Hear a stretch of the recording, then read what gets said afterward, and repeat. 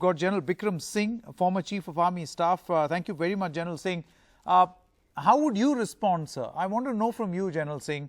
Can we, this is a fundamental question. They've claimed to be moving back, but can you trust them? Well, Sanket, I don't think so. We should throw caution to the winds. Though it's a very positive development, no doubt about it. But then, as you said earlier, I think we've got to treat it with cautious optimism.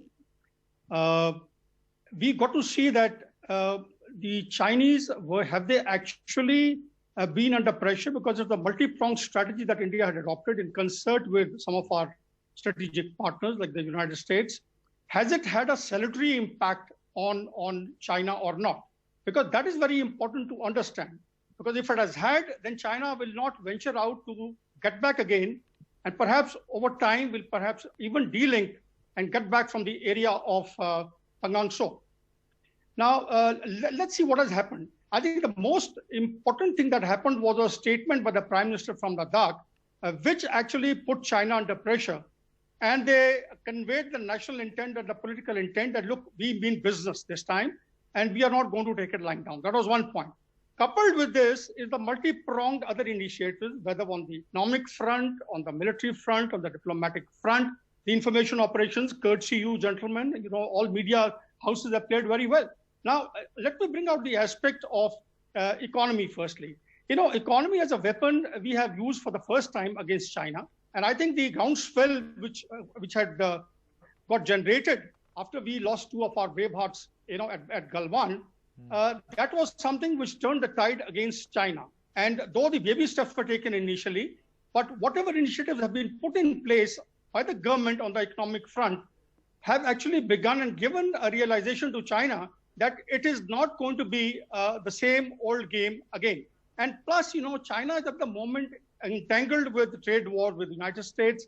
It has actually, if you come to think of it, in the UN Security Council, this I beg your pardon, US WRC, where WHC, where 27 countries had challenged the stance of China, very high-handed stance of China in Hong Kong and against the Uyghurs. 27 developed countries, majority of them have actually not stood by China. So China has understood that economically, if these countries are not with them, and these countries include countries like, Japan, Australia, New Zealand, Germany, Japan, Canada, so they felt all these cornered. countries. Yeah, it's feeling cornered. So economy has had a very, very important, but then General Singh, important impact. If I were to then add on, and I know at this moment this is going to be extremely hypothetical. See, at a time when there is a mood in this country against Chinese products, against China as a country, and we are leading to some sort of economic distancing with the Chinese, coupled with our Atmanirbhar campaign and strategy.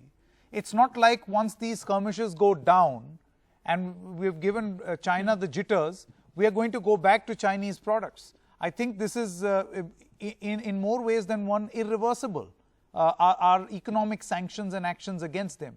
Then are we to expect aggression again? And I come back to the original point, can you then trust them with this de-escalation? No, Sanket, look, the message has been conveyed. More importantly is the strategic messaging at the political level and economic level. Let's be very clear, the economies of both the countries are integrated. Let's be very clear. And it will take time. Though, we've taken some initiatives. We've cancelled some projects which are in the pipeline. 59 apps that have been actually done away with.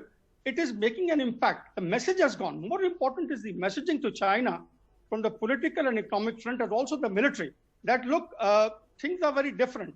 Because let's see, with the two carrier groups that have moved into South China Sea, China is definitely on the back foot. Things are bad. On the military front, we have stood, our ground. We've been very firm. Air Force has been flying its, fighter aircrafts, and we've been showing our, air power in that area of Ladakh. So the messages have gone nice and proper to China. I do not think it will straight away get on to, doing what it has been doing. It will wait and watch. But definitely, let me tell you, Xi Jinping requires a face saver. China came in thinking that, India would buckle under pressure and won't react the way we have done it. That they will bulldoze. China definitely requires a face saver. And from that point of view, I personally feel, while it may carry out these kind of, movements backwards, get back by about 1.2 kilometers, Pangong so it is likely to stay on for a while till such time, it is able to find some kind of a phase saver to get back to status quo. And see, General Singh, I'm sure Arunachal will continue to remain the flashpoint that it is. I want to know from you, General Singh, before we let you go, what militarily should be our strategy from here on as China claims to be entering into a de-escalation exercise? More patrolling, more infrastructure building? What do you suggest? You see, look, there are the two levels. Let me handle these. Tactical level, you brought out yourself, got to have some kind of a mechanism to verify whether they have actually gone back or not and what their intent is. And let me tell you, we have enough technology to actually pinpoint where their Chinese buildup is. And we can find out that's not an issue at all. That can be done.